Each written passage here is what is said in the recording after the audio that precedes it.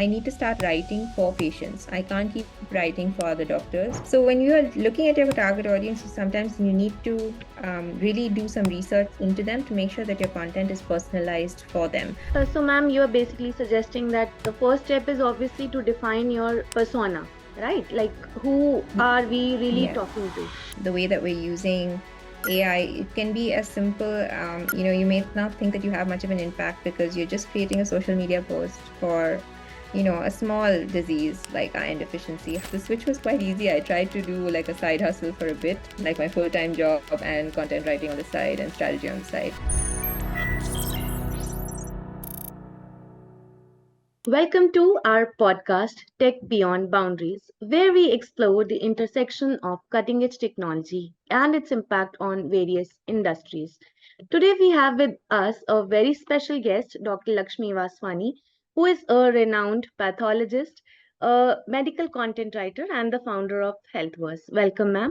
Right. Thank you so much, Akash, for having me here. I'm really excited about this conversation. In today's episode, we'll delve into the role, opportunities, risks, challenges, and ethics surrounding the use of artificial intelligence in content creation for the medical sector, particularly. So, Dr. Vaswani, with her extensive expertise in healthcare content marketing, is the perfect person who can guide us through this fascinating topic, which I have been researching about a lot in the past. So, we'll explore in this podcast today how AI can assist the writers and content creators in the medical field specifically, and the potential risks such as the spread of misinformation or perpetuation of biases, and the best practices to mitigate these concerns. Additionally, we'll also discuss the ethical debates around AI's impact on human creativity and the future developments. So, listeners, please sit back and get ready to engage as we dive into this thought provoking conversation with Dr. Lakshmi Vaswani. Ma'am, my first question to you is that you have been a pathologist. Are you still an active pathologist? I'm keeping my registration active, let's just say that. 15 years of active pathology, something that's so interesting, and then turning to a different field that's completely different, marketing. How Yeah. did this switch happen? Was a writer in you always alive, or what happened? I think it was. It has a lot to do with I think the culture in the hospital that I was at, and I think that makes a huge difference. I had a brilliant head of department. I had brilliant medical directors all throughout who were very okay with me experimenting and doing, they were like, okay, go for it. At the most, what, you'll fall flat on your face. When I wanted to start a newsletter in the hospital because I thought that it would help, if the doctors came together and we had our in-house newsletter to tell them what the pathology department was doing. And we started as a small PDF that we created on a Word document and circulated to everyone on email. And I love the process, like of researching it, putting it together as a case study, putting our photographs in it, and it evolved and developed, and finally it became the Bhatia Hospital e-newsletter, and it was like my baby. And we were always encouraged, basically, to treat the lab as our small business unit. So if this was your own lab, you would have to do the marketing for it, right? I mean, Right. every small lab out there is either running offers or creating social media content or writing website content and blogs. So we were always encouraged by the hospital to treat this as your growing business. So we were always involved with the marketing team. So that kind of exposure got me into this because I was like, I need to start writing for patients. I can't keep writing for other doctors because that's not translating well on the website, right? Hmm. So Hmm. I needed to learn how to write B2C content. How am I writing to patients? And then I started writing about it. Like then I learned about SEO and I was like, okay, this is a whole new ball game because now there are rules. So then, that got me interested in digital marketing and the rules that were for, creating SEO optimized content. So it was a stepwise process. The switch was quite easy. I tried to do like a side hustle for a bit, like my full-time job and content writing on the side and strategy on the side. But after a while, you got to, choose what calls out to you more and what you Right. love more. So Easy you're saying choice. that you love the writer in you more than the pathologist in you? I think That's a so tough at one. this point. Yeah, yeah, it's a tough one. Right now, I'm having a lot of fun with it. Let's just say that. With AI language models becoming increasingly advanced, what are some of the key opportunities that you see for leveraging AI in medical content creation? And how can AI assist writers and content creators, particularly in this domain? A lot of writers, especially creative people, are a little apprehensive about AI. They feel like it's out to get their jobs. So it's a little bit of a thin line, and people are a little hesitant about absorbing it completely. But I feel like, yes, with all the cautions, you can't deny that there are certain benefits that come with using a LLM or a large language model. So the first thing that I always think about when I'm writing a piece is I need to know who I'm talking to. And that's what we talk about when we talk about target audience, right? So when you are looking at your target audience, sometimes you need to really do some research into them to make sure that your content is personalized for them. Otherwise, you're talking a lot of generic things which may not land when you're writing something. They may not relate to it.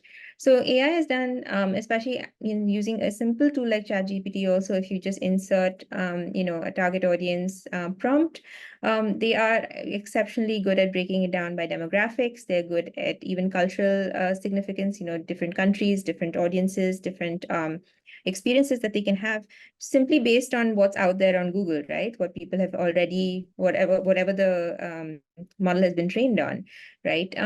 So interestingly enough, it's not just individual writers who can benefit from this. Like there are pharma companies like Bayer. So Bayer is a huge pharma company. They have developed their own AI platform, right, where they do extensive audience mapping. They've personalized about 50% of their content, and they've seen more than 40% consumer engagement with this method.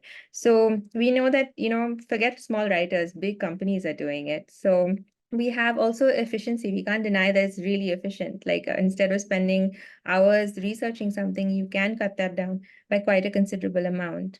Having said that, though, research in medicine is very different, right? So we need to make sure that our references are proper, that we're getting it from the right references. And that's where the human element comes in. But if you want to condense large PDFs into just, the TLDR, what do I need to know about this? Do I then go deeper into this, or do I dismiss it completely? At least that first filtering step is really good, so you can up your efficiency that way. So just put in anything that you've already developed into a language model like any ChatGPT or Gemini, and you just ask them, check it for me. Have I missed out a point? Should I add something more? And surprisingly, they may do that because they are trained on a larger data set than you are. So at some point they may have something of value, and if they don't, you can dismiss it. But it's a good checking mechanism anyway. Yeah. Right. So, ma'am, you're basically suggesting that the first step is obviously to define your persona, right? Like, who are we really Yeah. talking to? And second, you made a very interesting point that there are pharma companies who are developing their own LLMs. Picking up from the same, ma'am, you just mentioned that we can use it to save our time from research. In an era where artificial intelligence is rapidly advancing and permeating various domains, now healthcare and medical sectors are obviously not exempted from its influence. In fact, when ChatGPT first came, it created a lot of controversy, especially for the medical field. Now, AI does have the potential to revolutionize the way we create and disseminate this medical content. But one of the major concerns is that the medical content has a potential, when we use AI, it has a potential for spreading a lot of misinformation or inaccuracy, which could, in fact, impact the patient's health. What safeguards or best practices do you recommend that writers or the companies can use to mitigate these kinds of risks? The way that we're using AI, it can be as simple, you may not think that you have much of an impact because you're just creating a social media post for, a small disease like iron deficiency. How does it matter? Like, it's quick, it's easy, everyone knows about it. But supposing you're suggesting that somebody takes iron supplements, but you've not really told them that they should be careful because, their stomachs might hurt after that. They can get a gastritis because of that.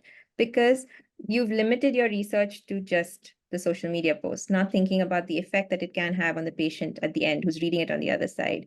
And that's why Google is very categorically labeled healthcare. health related topics as YMYL, right? So it's your money or your life. So they are very important as far as paying attention to misinformation and inaccuracies, that we can move past this, is actually look at a human editor at all points. That's why editing is now more in demand than writing. Also, source verification, like it would help, because to use ChatGPT or any other AI tool as a way to condense and summarize your references. So you do the research. That medical head or that medical experience is with you in your head.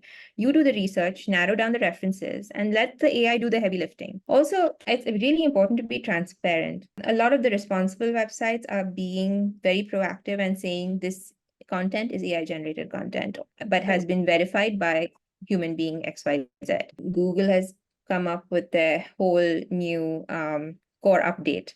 So in that, they very specifically said that while they're not penalizing AI generated content, they're definitely looking at how useful is your content. Are you using AI to just spam websites and just put content for the sake of putting content, or has it actually been verified? Now people are going to have consequences to kind of putting up false information. Is actually going to come down quite hard on them. Doctor, being from the content field myself, I was about to, speak on the similar lines. We need to be aware about whether we are just lifting the AI content or we are giving it the information first. And, there has to be an intervention about where does technology and human brain takes over.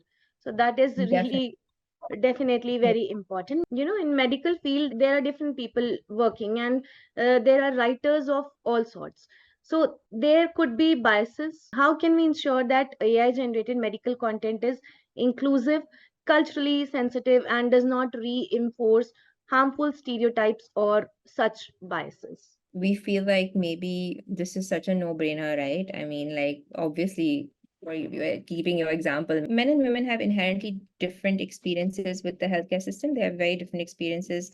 Even, when they're visiting a doctor, you need to have a little bit of sensitivity about it. But fact of the matter is that it is everyone's individual experience with healthcare is so different, right? So all of this should be captured ideally in the content that we create. I think the best way that we can say this, and when we are training the AI, when we're giving it its training data, at that point, we have to make sure that we're including the right set of data and documents. So, for example, Gemini, a couple of months ago, again came under some controversy because no matter what input you try to give it, it kept creating only images of colored or ethnic people as opposed to white males, no matter Hmm. what prompt you gave it. Now, race is a very sensitive issue in most of the Western world. So Mhm. for them, it was a huge deal. The AI picking up on what is right now culturally relevant. They're picking up on it. And it was whether it was a glitch on Google's side, but it definitely made them shut down Gemini for a couple of days till they fixed it. Right. So of course we're all learning. If Google can make a mistake, I'm guessing a simple writer in the middle of nowhere can also make a mistake. But the idea is again, really monitoring that. I was a pathologist for many years. So of course we used to look at large data banks of skin diseases and what they would look like under a microscope. When you photograph it, what it would be. And based on that, we would try and make a diagnosis, right? This rash looks like measles, this rash looks like something else. And we never realized it. But all of these reference pictures that we have in our textbooks and everywhere were all taken on white skin or Caucasian skin. Now, if we're training AI based on that data, which may be ages old, right? The AI could not recognize the same rash on darker colored skin, on melanated or pigmented skin. Oh. So sometimes it just not diagnose it completely. So that is something that was a reality when we went into AI models diagnosing things in pathology. We have to also understand that AI is an evolving technology. It's by no means perfected, right? So we have to make space for the fact that it is going to be playing catch up. We have to again come down to what are we feeding the AI? And what is the training data that we're providing it? Are we constantly updating the training data, or have we just uploaded it and said, Okay, that's it. Doctor, some of the suggested uses of ChatGPT or any LLM in medical content writing also includes generating reports and summaries of medical research papers, clinical trials, creating patient-specific medical information like discharge summaries, patient education materials, assisting in the writing of medical textbook or guidelines, and generating even the product labels and package inserts for medical devices and drugs. Now, creating a chatbot or assistant capable of answering such questions is a highly protocolized letter writing, such as pre-authorization letters to insurance companies as well. Now, job displacement is also another worry. Automated text generation can be used to automate text, but this could also lead to job displacement or economic disruption. These are some of the ethical debates that are, making way around the use of AI in creative fields, especially writing. Some argue that AI could potentially replace human writers, and while others see it as a tool to augment and assist human creativity. What Yeah. is your perspective on this debate in context of medical content creation, and whether the categories that I have mentioned, like patient discharge summary or product label, does this even count in medical content writing, or just the marketing blogs, social media posts? Only that part comes into the content writing, medical content writing specifically. So that's a very important distinction to make, right? Hmm. We have two fields, like two broad categories, I would say, in medical writing, where you see one aspect is regulatory writing, which is more what you were speaking about, product labeling, all of that, clinical trials, and all of that. Hmm. That I feel a lot of it is repetitive work. A lot of it is, it can be streamlined. And the age-old funda is the person who evolves with the times is the person who gets to live out the future. Otherwise, you become redundant. So, Obviously. yes, there are, yeah, if a process can be made easier and faster and better with the help of any technology, it is going to, by definition, be taken up before a human being. So yes, in those aspects, job security can be an issue. It can definitely, it's going to be an issue.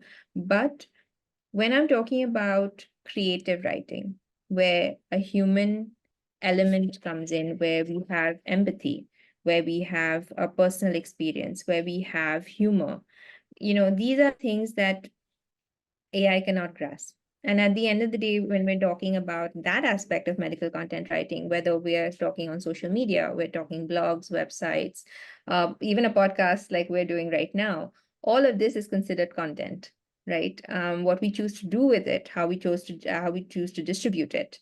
AI can have a huge role in this process. Human beings want stories that are written by other human beings. AI can never know a personal story that a person has maybe gone through, like a patient has gone through. But if a writer or somebody in the marketing department has gone to a patient and asked them their side of the story, what was your experience with this department? Did you have a good one? Did you have a bad one? And if it is a good one, you write a testimonial about it. That's a good story. Everyone likes a story with a happy ending. AI can't come up with that. Like that's something that Right. the marketing person had to go to the patient, interview them, get the details, and then write about it. That's something AI can't ever replicate. When I was working in pathology lab, for example, we used to create content all the time, right? So any small thing that happened in the lab became a case study for us. That's a form of medical content, right? Hmm. Someone from marketing used to ask me about write an article on iron deficiency anemia and how many cases of this disease did you pick up today or this month, and we can show that we're very proactive at the lab. Great, that becomes a topic. I can go to ChatGPT, say, how do I diagnose iron deficiency anemia?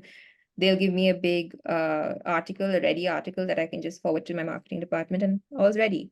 But on the flip side, supposing I had a very interesting case study that happened because I was on call that day, and the ICU reports went late because of a process glitch that happened. A staff didn't come on time, or there's something wrong with my staffing schedule. I picked up on that and I did a corrective measure and I called extra staff, or I made, a switch, or I made the nurses do the blood collection. And because of this process improvement, my ICU reports went on time, patient complaints went down. This Something like this, AI could never pick up on. So Yeah. you're really emphasizing on human interaction also, like, having this face-to-face interaction is really important while writing something. Also, like augmenting your basic article. Supposing you Mhm. have created an outline, a definite flow, even if you have, bare bones of an article or a piece of content that is AI generated, think about how you can add to it, right? So you can always do an interview with a subject matter expert. You can always get quotes from them. You can get, a video, like a video clip of you talking to them. That's how you add flavor to your AI Writer. content, I feel. Dr. Lakshmi, earlier we had spoken about Google's new guidelines or instructions. Now, for example, the way you have said that, AI cannot come up with a case study, a story that's, specific to human.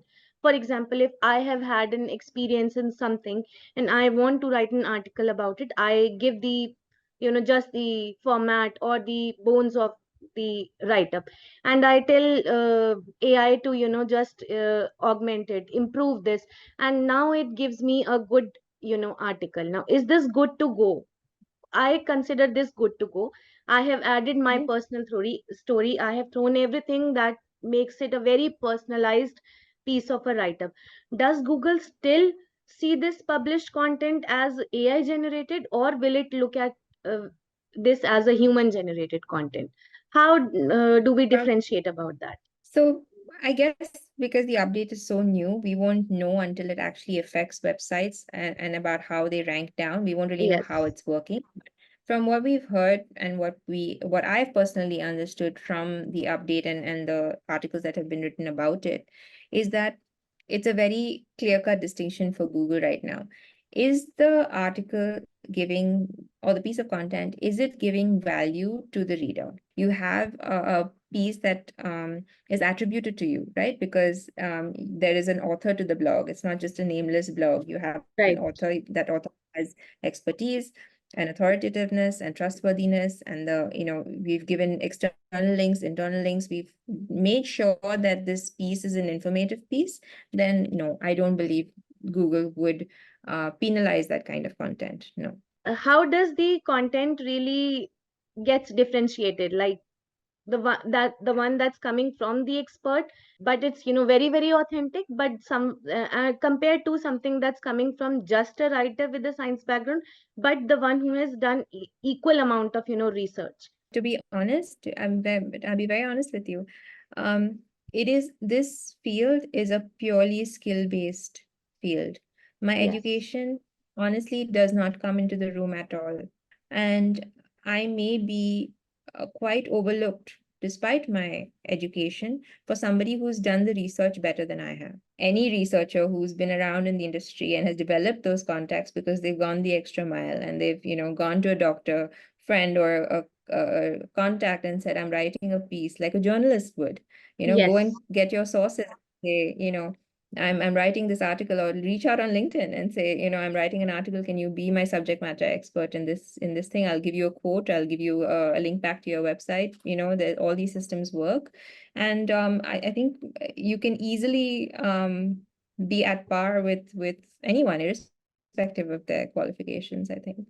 So, Dr. Lakshmi, first of all, what is, you are the founder of Healthverse. First of all, what exactly is Healthverse? And as a founder of Healthverse, how do you envision the role of AI in healthcare content evolving in the coming years? What exciting developments or applications do you foresee will happen in the artificial intelligence role in creating content for medical field specifically? And what challenges might we need to overcome as we move forward? So health was is a dream child for me, actually. It is something that I wanted to do for a very long time, and we are doing medical content creation, strategy, and workshops. Yes, my work, it does involve a fair amount of consultation at this moment for a large number of companies, specifically for medical communications. As far as I see, I can use AI right now to basically ramp up my operations as a one woman show. But eventually, I want to build helpers to a point where I can onboard people with different specialties and specifically cater it to healthcare businesses. I'm talking more about like personal like maybe general physicians, people with their own personal clinics. They have their small setups, the neighborhood GP. These are people who maybe want to advertise and want to grow on social media but don't have the time or don't know how to. Now the ongoing dialogue, research, responsible development of AI, feeding the already developed AI with the new data sets, new instructions, the regulations, the lawmakers entering. You have spoken a lot about, making very valid points on a lot of things. Uh, to conclude, we must remain vigilant in addressing the challenges and navigating the ethical complexities that arise while harnessing the transformative potential of AI to improve healthcare outcomes and empower both medical professionals and patients alike. Thank you, Dr. Vaswani, for sharing your invaluable insights and expertise with me today. Your perspectives have undoubtedly enriched my understanding, especially coming from the content field in this critical topic. And as we move forward, we approach AI in the medical content creation, we will definitely see where this leads, where this technology leads. To my listeners, I hope that this conversation has inspired you to think deeply about the implications of AI in healthcare and use it wisely. This has sparked the curiosity to stay informed and engaged as this field rapidly evolves in the lines of AI. Until next time, this is Akanksha Mishra signing off for Tech Beyond Boundaries, continuing to explore the boundaries of technology and its impact on our world and how we live. Thank you so much. Thank you so much.